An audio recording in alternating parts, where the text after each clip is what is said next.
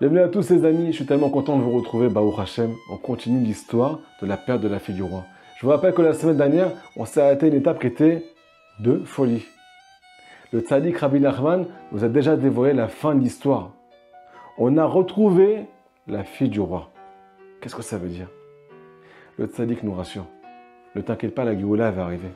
On a retrouvé la Bat Meler, l'âme juive, et on va la ramener à son père, Akadosh Baruch Hu. Il va, oui, avoir une rencontre entre nous et Akadosh Baruch Hu. Le Mashiach va, oui, arriver. Le Beth Amikdash va, oui, être reconstruit. Sauf que quoi? On veut te faire oublier ce souvenir. Pour que tu baisses les bras, pour que tu ne partes pas en chemin. Si tu écoutes ton Yetzirah, tu ne pourras pas avancer dans ta vie. Tu vas rester sur le banc de touche. C'est pour ça qu'on te dévoile déjà la fin de l'histoire ici. Les amis, le seul problème qu'on a, c'est qu'on ne sait pas ce qui va nous arriver avant que Mashiach arrive. Mais tout est marqué ici. Rabbi Nachman nous dévoile toutes les étapes qu'on va, oui, passer. Si tu connais les étapes, si tu es au courant de ce qui va t'arriver, tu ne seras plus choqué par tes épreuves. C'est pour ça que le tzaddik nous raconte tout aujourd'hui. Les amis, avant tout, ce cours est dédié Bessiat Adishmaya à un groupe de gens à Montpellier qui cherchent à rentrer sous les aides de la providence divine. Que Hachem les aide, qui leur dévoile le chemin de la vérité. Qu'ils aient une grande aslacha Bessiat Adishmaya. Les amis, c'est parti. Je vous demande d'accrocher votre ceinture. On part en chemin. Le second du roi est parti à la recherche de la Bat Meler, à la recherche de la princesse.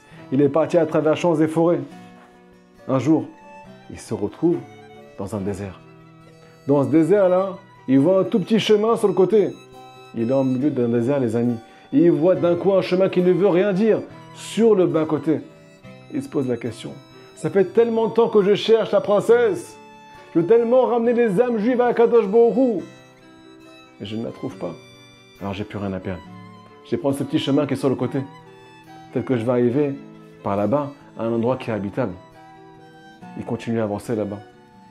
C'est encore interminable. Il cherche encore, il se bat. Il part dans un chemin qui est interminable. Mais d'un coup, il arrive devant une forteresse. Autour de cette forteresse, il y avait des milliers de soldats. Mais cette forteresse, elle était magnifique. D'un coup, il commence à prendre peur. Si jamais il y a tellement de gardes, ça veut dire qu'il y a un trésor là-bas. Peut-être que la Bat Meler, peut-être que la princesse, elle est enfermée dans cette prison, peut-être. Peut-être qu'elle est dans cette forteresse. Peut-être que je dois prendre mon courage à deux mains. Mais j'ai tellement peur des soldats qui sont autour. Si je cherche à rentrer, peut-être qu'ils vont me faire du mal. Le second du roi décide de laisser son cheval et de prendre son courage à deux mains. Je vais laisser mon cheval dehors et je vais rentrer dans la forteresse. Peut-être que Hachem va m'aider et que je vais réussir à franchir toutes ces étapes-là. Rabbi Nachman nous raconte qu'il est rentré et que personne ne lui a rien dit. Personne ne lui a adressé la parole. Les gars ne lui ont rien dit, les amis. Il rentre de chambre en chambre, les cheder. Et d'un coup, il arrive dans ce qu'on appelle une pièce qui était immense. Là-bas, il voit un roi avec une couronne. Ce roi, il est entouré de musiciens. Il y a une ambiance pas possible. À Botin, on dirait un concert. C'est un banquet. Là-bas, il y a de la nourriture, il y a des mets. Tout le monde est en train de chanter. Et le plus étonnant, nous raconte Rabbi Nachman, c'est que personne ne lui pose la question « Qui tu es et comment tu es rentré dans cette pièce-là » Personne ne lui a adressé la parole. On ne lui a pas fait de mal. Il commence à manger le second du roi. Il se met sur le côté, dans un petit coin dans la pièce. Et d'un coup, il entend qu'il y a une simra pas possible, une joie intense qui éclate dans la pièce. Le roi demande à ce qu'on ramène la reine. Vous imaginez que la reine, c'est la Bat Meler chez Neevda. C'est la fille du roi qui a été perdue. Mais la question qu'on doit tous se poser, avant de commencer à rentrer dans tous les détails de cette histoire-là, à qui fait référence ce second roi qui est dans une forteresse avec autant de gardes autour de lui? Et pourquoi la reine, la Bat Meler? Notre âme, elle est emprisonnée là-bas, les amis. À quoi ça fait référence tout ça? Parce qu'on a ramené la reine, me dit Rabbi Nachman, la joie s'est amplifiée dans la pièce. Il y a une joie pas possible. Et on l'a fait asseoir sur un trône juste à côté de ce roi. Viens et ta Bat Meler. Il s'agit bien de la princesse disparue. Véhou, le second du roi, il l'a vu, il l'a reconnu.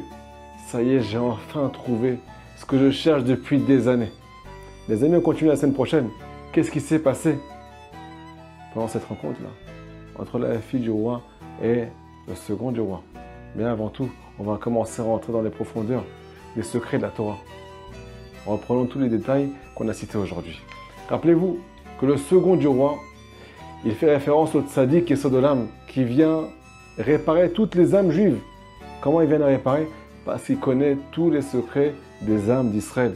Il connaît leur chemin. C'est pour ça que c'est lui qui a été désigné pour venir chercher tout le âme d'Israël et nous ramener vers Akadosh Baruch Hu. Ce tzaddik-là, il est parti à travers champs et forêts. Cette histoire, elle est interminable. Ça demande beaucoup d'efforts pour ramener un juif à son créateur. Mais d'un coup, rappelez-vous, il était en plein milieu d'un désert. Le désert, ça fait référence à ce qu'on appelle un désert spirituel. À la fin, des fois, tu as envie de baisser les bras. C'est tellement dur ce que tu passes dans ta vie que tu as envie de baisser les bras. Tu crois que tu es dans un désert. Tu n'as même pas un seul verre d'eau là-bas. Tu ne peux même pas te rafraîchir. Même si c'est tellement difficile pour toi, tu n'arrives pas à souffler. Mais d'un coup, il avait un petit chemin qui était sur le côté. Un petit chemin qui ne valait rien dire. Un chemin que personne n'aurait emprunté. Mais je vous rappelle que c'est là-bas qu'il a trouvé la forteresse. C'est marqué dans le mot Roche, un des commentateurs sur les contes de Rabbi Nachman, que ce chemin qui ne veut rien dire, des fois c'est une étape de notre vie. On vient partir en chemin, on vient chercher la fille du roi, on se bat pour venir chercher notre âme. Mais on se retrouve dans un désert un jour. On ne sait plus où on va. Et par la force des choses, on prend un chemin qui ne veut rien dire. On n'est plus dans nos habitudes. On n'est plus aussi compétent qu'avant. On n'arrive plus parfois à prier. On n'arrive plus parfois à étudier. On n'arrive plus à faire les bouts des doutes. On a du mal à faire les mitzvot. On est complètement perdu sur le plan spirituel. Mais si jamais on l'emprunte, bien qu'il n'est pas comme le chemin que tout le monde a emprunté, ce n'est pas un chemin commun. À la fin, on va arriver à ce qu'on appelle un endroit habitable. Rabbi Nachman nous dit qu'il veut transformer le cœur de tout Israël d'un désert à un chemin habitable. C'est encore une illusion. Désert, chemin habitable.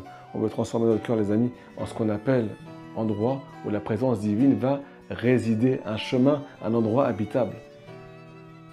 Il est parti là-bas. D'un coup, il trouve cette forteresse. Cette forteresse, ça fait référence à notre monde. Ce monde, Rabotai, c'est une prison dorée, c'est une forteresse. Et là-bas, il y a plein de gardes qui viennent entourer cette forteresse, bien qu'elle est magnifique. C'est une prison dorée. Pourquoi autant de gardes, les amis? Ces gardes, Rabotai, c'est le Yetzerara qui veut nous empêcher de retrouver la fille du roi qui est emprisonnée dans cette forteresse. Et le second du roi, il commence à avoir peur. Comment je vais pouvoir entrer là-bas? J'ai tellement peur de tous les gardes qui sont autour. Peut-être qu'ils vont me faire du mal. D'un coup, le tzaddik Rabbi Nachman nous dévoile qu'il a laissé son cheval là-bas. Qu'est-ce que ça veut dire? Il y a une grande allusion, Rabotai, à ce qu'a marqué dans le Zohar HaKadosh. Le cheval, en hébreu, il s'appelle Sous. Ça fait référence à l'imagination de la personne. Sur un cheval, en général, il y a un cavalier. C'est le cavalier qui dirige le cheval avec les rênes. Mais il y a marqué dans le Zohar que c'est parfois le cheval qui dirige le cavalier. C'est parfois l'imagination qui gère notre vie et qui prend les rênes de notre vie. On n'est plus maître de nous-mêmes, nous dit Rabbi Nachman, pour pouvoir rentrer dans cette forteresse, pouvoir partir à la recherche de la fille du roi. Il a dû laisser son cheval de côté, son imagination de côté. Pourquoi? Il a marqué qu'en fait, Rabbi Nachman nous dit qu'il ne faut plus appeler le Yetzerara, il faut l'appeler imagination. C'est l'imagination qui te fait tomber dans la faute. C'est l'imagination qui t'empêche d'être heureux, qui t'empêche de prendre ta vie en main. Tu crois que tu ne vas pas y arriver. Alors c'est pour ça qu'il a laissé son cheval de côté. Il est rentré là-bas. Qu'est-ce qui s'est passé? Personne ne lui a fait du mal. Tout ce monde Rabotai, c'est une illusion. Il y a des gardes autour. Ton imagination, elle te dit, mais pourquoi tu vas faire des efforts?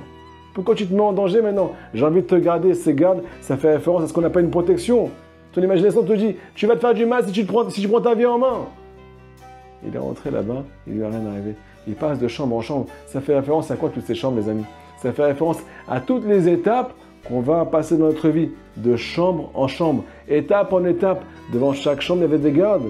Devant chaque étape, nous dit Rabbi Nachman de Breslev, chaque nouvelle étape de ta vie, il y a des gardes, il y a du Yetzerara. Même si tu as accompli la première étape, il y a une seconde étape avec un nouveau Yetzerara.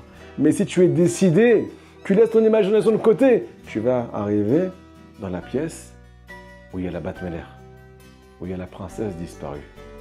On a dit que là-bas, dans cette pièce-là, il y avait une joie pas possible, avec un roi, avec une couronne.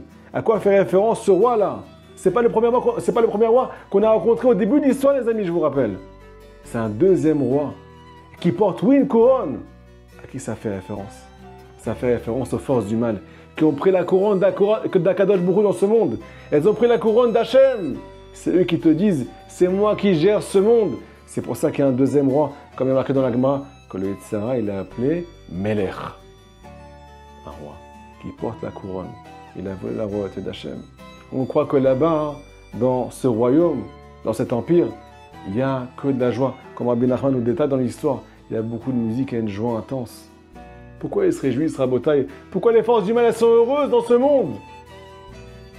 Parce qu'ils ont la princesse emprisonnée chez eux. Ils ont ton âme qui est emprisonnée chez eux. C'est pour ça qu'ils sont heureux. Ils ont quelque chose qui est tellement cher aux yeux d'Akadosh Baruch Hu. Ils ont le plus grand trésor du monde. Ils ont emprisonné l'âme juive dans cet exil. Dans l'exil des tentations, l'exil de l'imagination. L'exil qui mène à la perte, qui nous empêche de retrouver Mashiach, qui nous empêche de retrouver Akadosh Baruch Hu, qui nous empêche de faire tchouva. C'est pour ça qu'ils sont tellement heureux. Parce qu'ils détiennent ton âme en otage. Le roi décide de faire ramener la princesse, nous dit Rabbi Nachman. Cette princesse, il s'agit, oui, de la princesse disparue. Si jamais tu mets ton imagination de côté, tu vas pouvoir la rencontrer. Dans les prochains cours, les amis, on va détailler comment le second du roi va sortir la princesse de cette prison dorée. Les amis, je vous demande de vous abonner le plus possible pour ne pas rater le prochain épisode.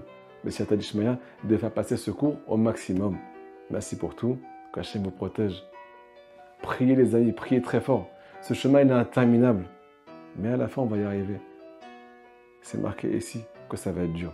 Mais il y a marqué aussi ici les solutions qu'on va découvrir dans le prochain cours de Siyata Dishmaya. À très bientôt.